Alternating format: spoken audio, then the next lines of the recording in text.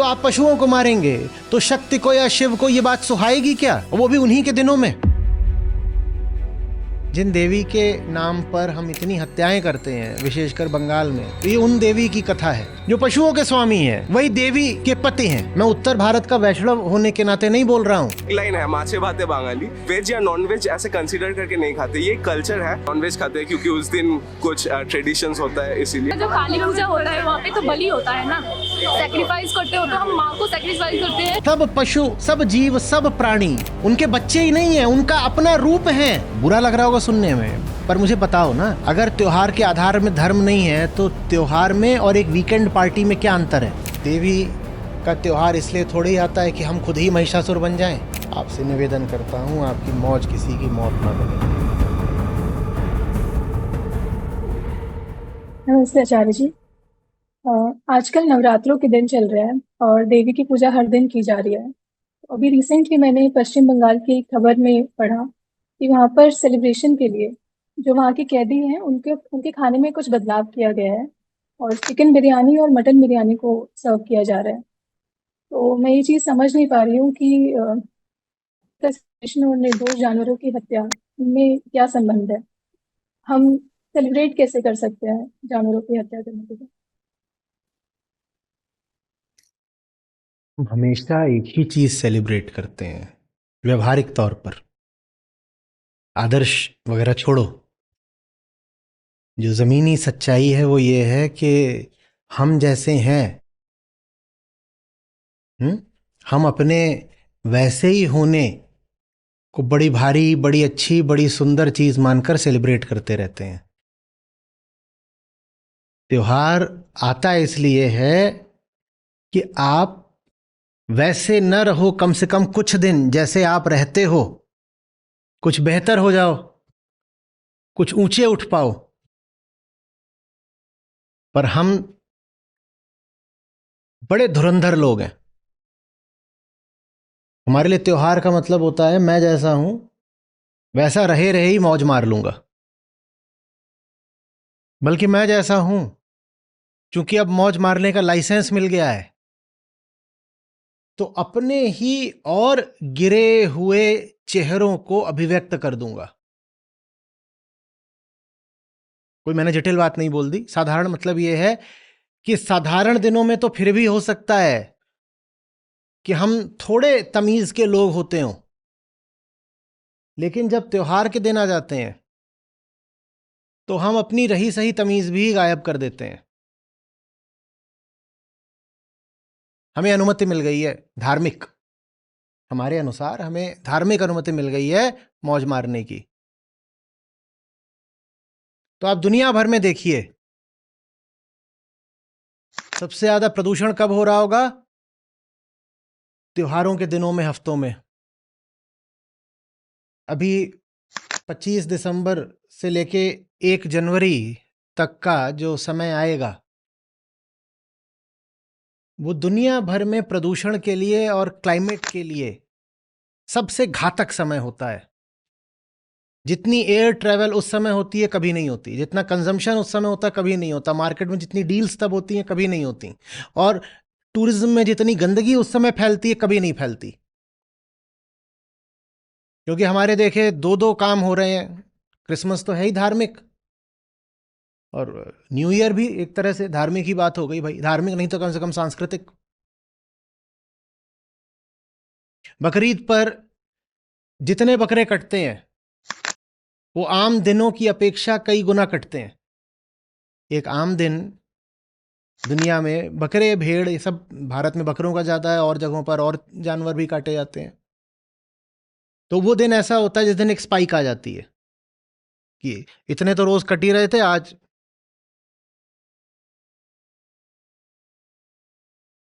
किसी भी तरह का प्रदूषण हो, किसी भी तरह की असभ्यता हो, वो हमारे त्योहारों पर ही सबसे ज्यादा बढ़ जाती है।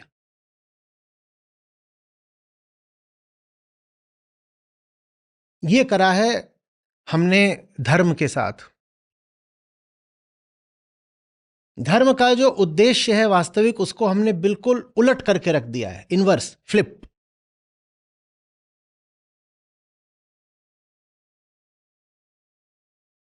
किसी भी धार्मिक त्योहार पर प्रकृति को, पशु को, जीव को क्षति पहुंचाना धर्म के बिल्कुल विरुद्ध है। और देवी के महोत्सव पर तो ऐसा करना महोत्सव के प्राण खींच लेने जैसी बात है।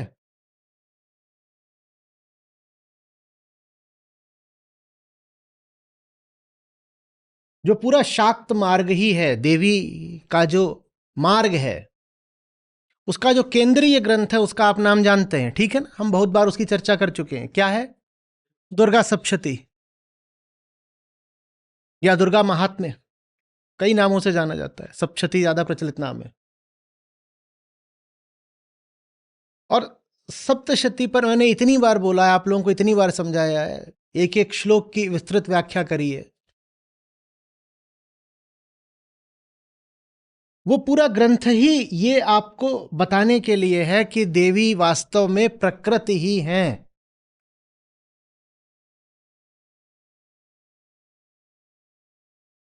जिन राजा के वैराग्य और दुख से कथा शुरू होती है दुर्गा सप्तशती में, वो राजा जब जा रहे हैं मेधा मुनि के आश्रम में,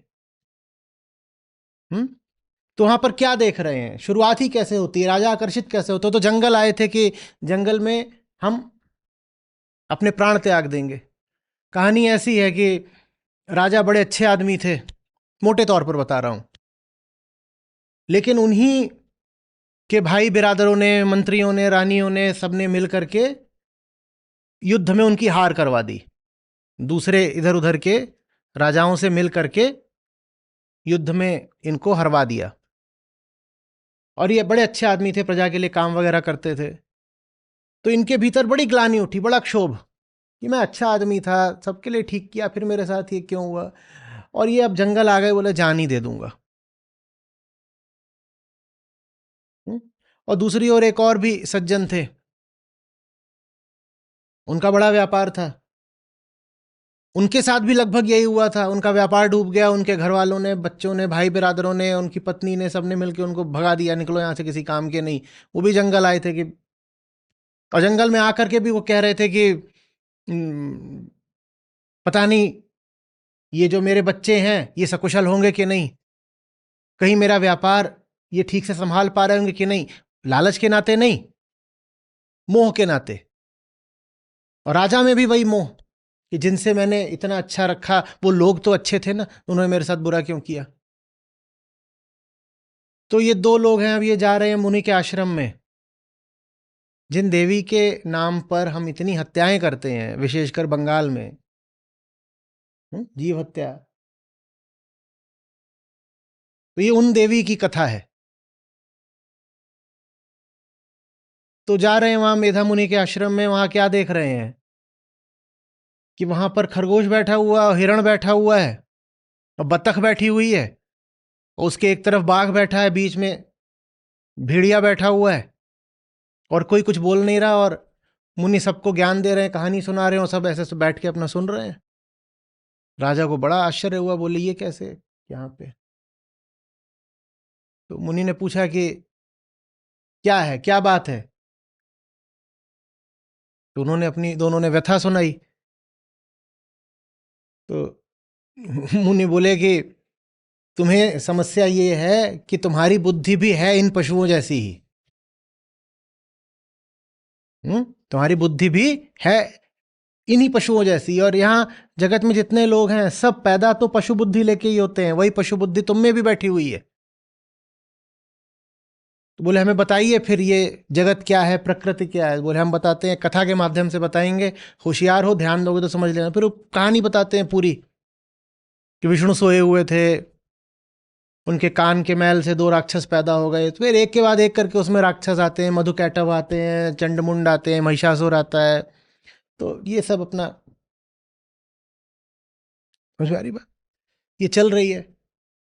बार बार ये इंगित किया जाता है कि देवी प्रकृति ही हैं, और ये जितने राक्षस हैं ये वो लोग हैं जो प्रकृति को भोगना चाहते हैं।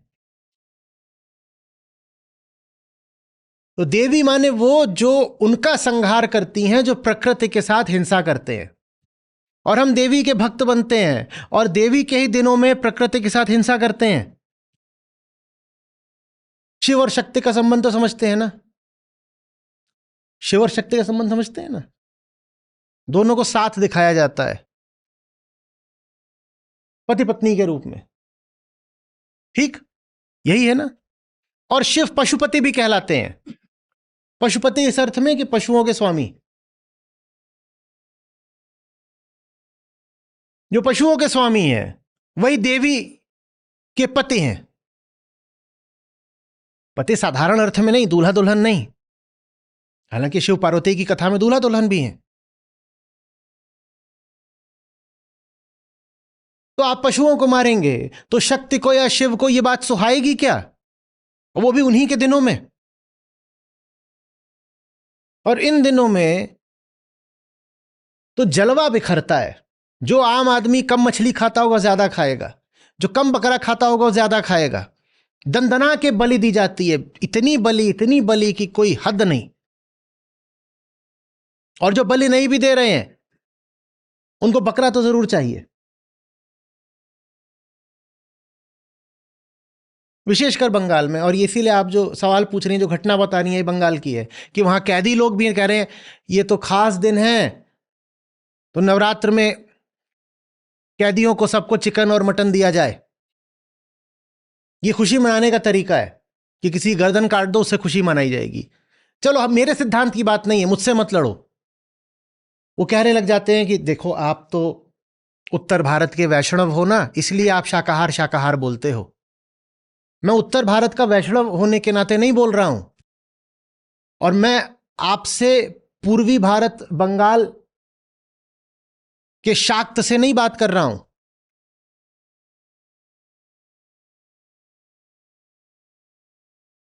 मैं भी उन्हीं देवी की दिशा से आ रहा हूं जिन देवी की आराधना आप करते हैं। मैं दुर्गा सप्तशती को आधार बनाकर आपसे बात कर रहा हूं। दुर्गा को आप पूजते हैं ना, तो मैं दुर्गा के ग्रंथ की बात कर रहा हूं। ये आप क्या कर रहे हो? साधारण दिनों में जितने मांस की खपत होती है उससे कई गुना ज्यादा मांस आप इन दिनों में खा रहे हो। और खाने का मतलब, खाने में नहीं बुराई है कि आप अशुद्ध हो जाओगे। एक बार तो वो मर गया तो अब खाओ कि फेंको, वो तो गया ही जान से। आपके खाने के लिए ही तो कत्ल किया जाता है, आप ही के हाथ खून में रंगे हुए हैं।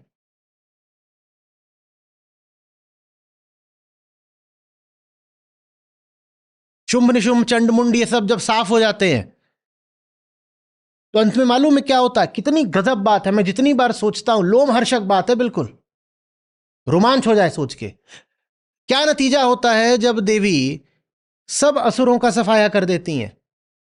बोलते हैं जितनी प्रकृति में गड़बड़ थी वो ठीक हो गई। नदियां संकुचित हो गई थी, अपने रास्ते से विचलित हो रही थी, नदियां वापस मार्ग पे आ गईं और पूरी धार के साथ बहने लग गईं। स्वच्छ हो गया उनका जल। आसमान पे धूल के बादल छाए हुए थे, वो हट गए। सूर्य की प्रभा अपने ओज के साथ बिखरने लगी। अंधड़ तूफान आते थे, अंधड़ तूफान आने रुक गए। माने जो लोग प्रकृति के साथ खिलवाड़ कर रहे थे उनका नाश करना ही देवी का काम है। और ये सारे राक्षस क्या कर रहे थे? देवी किसकी प्रतिनिधि हैं? प्रकृति की।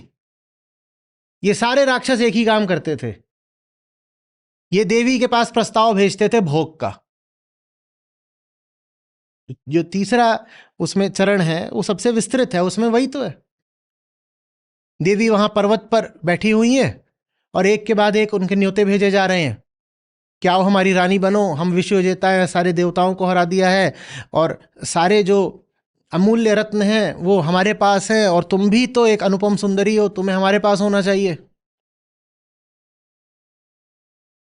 और देवी कहती हैं मैंने तो तय करा है कि जो मुझे आकर जीत लेगा मैं उसकी पत्नी बन जाऊंगी। कह दो जाके अपने मालिकों से कि आके मुझे जीत लें। और मालिक आते हैं जीतने के लिए, दे थप्पड़ दे थप्पड़। माने जो भोग करने आएगा वो बहुत थप्पड़ खाएगा देवी से। जो भोग करने आएगा बहुत थप्पड़ खाएगा। एक बिंदु पर एक असुर देवी को ताना मारता है बोलता है क्योंकि वहां पर क्या होता है कि जो विवरण ऐसा है कि सहस्त्रों देवियां प्रकट हो जाती हैं अलग अलग रूप रंग में। देवी की सहायता करने के लिए न जाने कितनी देवियां वहां प्रकट हो जाती हैं, कोई कहीं से, कोई कहीं से, कोई किसी से उठती हैं, कोई किसी देवता से आती हैं, कोई किन्हीं के शरीर से निकल आती हैं, और वो सब प्रकट हो जाती हैं और राक्षसों को दनादन दनादन पीट रही हैं, मार रही हैं। तो वो जो असुर है वो ताना मारता है, वो बोलता है इतनी सारी ले आकर के क्या तुम बहुत वीरांगना बन रही हो, दम है तो अकेले लड़ो। तो देवी मुस्कुरा के बोलती है, तू पागल, मैं अकेली ही तो हूं। कितना जबरदस्त और गहरा वक्तव्य है ये, मैं अकेली ही तो हूं, ये पूरा ब्रह्मांड मैं ही तो हूं। और जितनी वहां पर देवियां होती हैं वो सब आकर के उनके शरीर में समा जाती हैं, बोलती हैं ले देख मैं अकेली ही तो हूं, ये सब मेरे ही रूप है। माने जितने रूप हैं ब्रह्मांड में वो सब देवी के ही रूप हैं। तभी तो नव दुर्गा, 9 का जो आंकड़ा है वो आपको यही बताने के लिए है कि जहां जहां जहां जहां प्रकृति में जो कुछ है, जितनी विविधताएं हैं, उन सबको देवी ही मानना। उनको अगर देवी ही मानना है तो उनका गला काट करके खा कैसे सकते हो? पर हम अपनी संस्कृति को धर्म से ऊपर रखते हैं। हमारे देखे संस्कृति पहले आती है और धर्म को हम रूपांतरित करेंगे संस्कृति में फिट होने के लिए। हमारा ऐसा कल्चर है तो कल्चर के हिसाब से हमारा रिलीजन चलेगा, और जबकि बात बिल्कुल उल्टी होनी चाहिए। धर्म के आधार पर संस्कृति को बदलना चाहिए। वास्तविक धार्मिकता तय करेगी कि संस्कृति का साफ शुद्ध रूप क्या होगा, पर नहीं।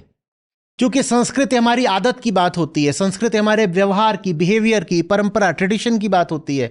तो हम संस्कृति से चिपके रहते हैं क्योंकि हमें उसकी आदत लग गई होती है, हैबिचुएटेड होते हैं। और फिर हम धर्म को तोड़ मरोड़ देते हैं ताकि वो जाकर के संस्कृत के खांचे में किसी तरह फिट हो जाए। हमने अपनी आदतों को धर्म का नाम दे दिया है। तो ठीक उस समय जब उत्तर भारत में शाकाहारी थाली चलती है और कहते हैं नहीं नहीं अभी तो नवरात्रि स्पेशल थाली, ठीक उसी समय बंगाल में माराघाट चलती है। मैं ये नहीं कह रहा उत्तर भारत श्रेष्ठ हो गया पूर्व से, इससे ही पता चलता है कि दोनों जगह बस आदतों के गुलाम हैं लोग। ये शाकाहारी हैं तो कहते हैं अभी नवरात्र है तो मुझे और शाकाहार करना है, वो मांसाहारी हैं तो कहते हैं अभी नवरात्र है तो मुझे और मांसाहार करना है। दोनों में से कोई भी दूसरे से श्रेष्ठ नहीं है, दोनों बस अपनी आदतों, परंपरा, व्यवहार, संस्कृति के गुलाम हैं और धर्म को वो संस्कृति का अनुगामी बना रहे हैं। धर्म पीछे पीछे चलेगा। हमारे लिए कल्चर बहुत बड़ी बात है, बार बार कल्चर कल्चर कल्चर करेंगे। कल्चर क्या है? तुम्हारी आदत का नाम कल्चर होता है भाई। बदलो अपने कल्चर को, जैसे आदतें बदली जाती हैं।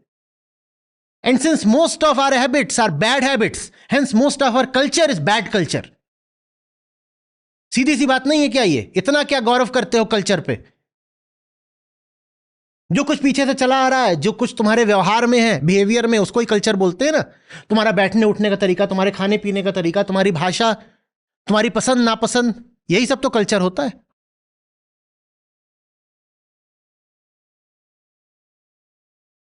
बार बार अभी भी मैं ये कर रहा हूं, भारी विरोध आएगा क्या? He is speaking against Bengali culture. Am I?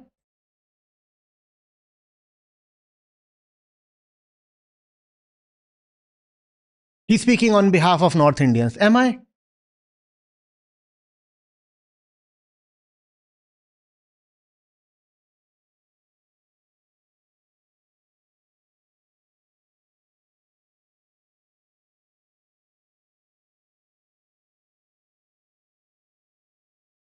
उत्तर भारत की संस्कृति पर तो मैं इतने ताने मारता हूं कि उत्तर भारतीय मेरे पीछे पड़े हैं,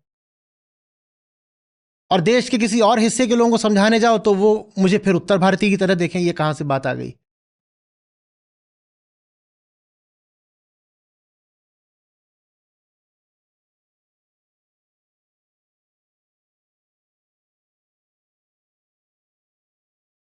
सीधे सीधे क्यों नहीं बोलते हो? तुम्हें मांस मसाला पसंद है? जानवर कोई देवी के लिए थोड़ी ही है, देवी थोड़ी जानवर खाएंगी। खाते तो तुम हो। हम में कितनी बेईमानी है कि हम सीधे साधे सच को भी स्वीकार नहीं कर सकते। अपनी जबान के स्वाद के लिए काट रहे हो उसको, धर्म का उसमें नाम ले रहे हो। धर्म क्या है यहां? और वो भी ऐसी देवी के त्योहार में तुम जानवर काट रहे हो जो स्वयं सब पशुओं की रक्षक हैं, वो प्रकृति की देवी हैं।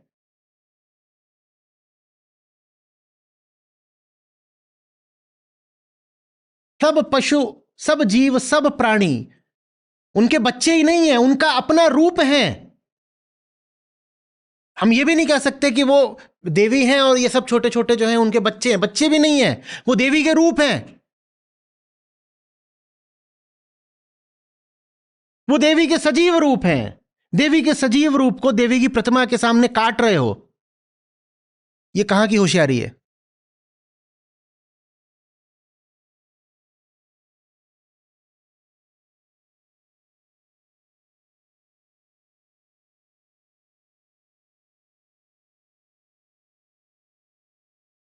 अभी तो मैं इस पर आ ही नहीं रहा हूं कि धार्मिक आधार हटा भी दो तो पर्यावरण की दृष्टि से और क्लाइमेट चेंज की दृष्टि से जानवरों को मारना कितना बड़ा गुनाह है। अभी तो मैं इस पर आ भी नहीं रहा हूं कि क्लाइमेट चेंज का दूसरा सबसे बड़ा कारण मांसाहार है, कि डिफॉरेस्टेशन का और बायोडायवर्सिटी एक्सटिंक्शन का सबसे बड़ा कारण मांसाहार है। अभी तो मैं इस पर आ ही नहीं रहा हूं कि फ्रेश वाटर स्केर्सिटी का सबसे बड़ा कारण मांसाहार है, इसकी तो अभी मैं बात ही नहीं कर रहा हूं। अभी तो मैं बात बस धर्म और संस्कृति की कर रहा हूं।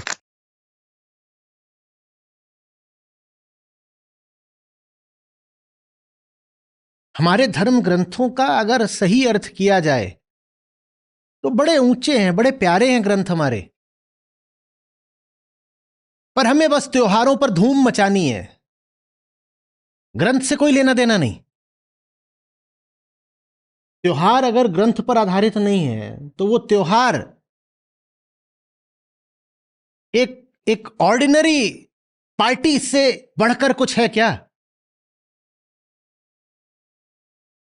बुरा लग रहा होगा सुनने में, पर मुझे बताओ ना, अगर त्योहार के आधार में धर्म नहीं है तो त्योहार में और एक वीकेंड पार्टी में क्या अंतर है?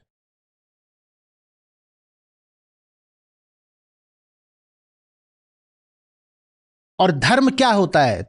तुम्हारी मान्यताओं को, बिलीफ्स को, कल्चर को धर्म नहीं बोलते। धर्म का मतलब होता है सबमिशन टू द ट्रुथ।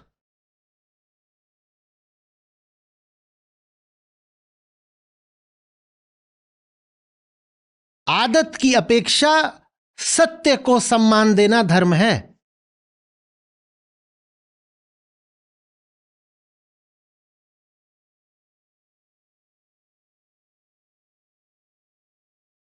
हम मौज मारते हैं, हम कहते हैं हमारा त्योहार आया, और सोचो ये करोड़ों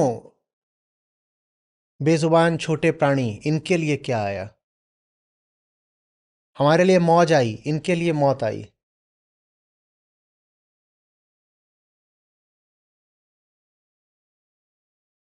दुर्गा सप्तशती का केंद्रीय संदेश यही है।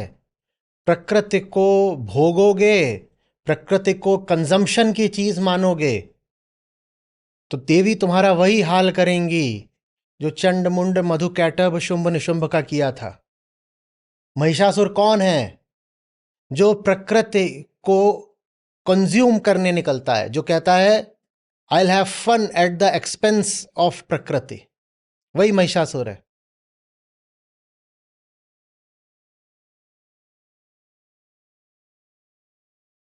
देवी का त्योहार इसलिए थोड़ी आता है कि हम खुद ही महिषासुर बन जाएं।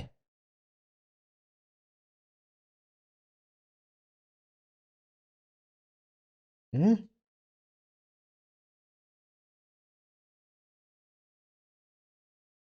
आपसे निवेदन करता हूं, आपकी मौज किसी की मौत ना बने।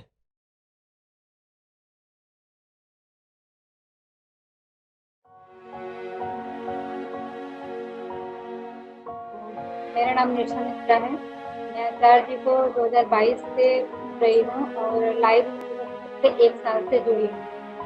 और आचार्य, मैं एक जॉब रिक्रूटर फ्रीलांसर हूँ, काम करती हूँ वर्क फ्रॉम होम और मेरा मेरे जीवन में शांति और शांति जो आचार्य जी का उसका बहुत इफेक्ट है, क्योंकि मेरे जीवन में 4 दिन से पहले अशांति अशांति थी, आत्मज्ञान का कुछ नामो निशान ही नहीं था, जानकारी नहीं थी आत्मज्ञान होता क्या है, बोध होता क्या है। बस ऐसा जो सतही है उसी को हम पूर्ण समझते थे। जब भी वो सतही सिद्ध करता है, छोटा कुछ भी नहीं होता है। तो आज का जो था कि 2 प्रकार की शांति में से सतही शांति जो होती है द्वैत, जो एक विपरीत होता है, यानी कि भूख है तो भूख लगी है, इसका मतलब कुछ खाएंगे तो पेट भरेगा, तो वो शांति जाती है, जो सतही शांति होती है। और अद्वैत शांति कहती है कि मैं भीतर से शांत हूँ और बाहर कुछ हो, क्या बाहर का माहौल कैसा भी है इससे फर्क नहीं पड़ता है।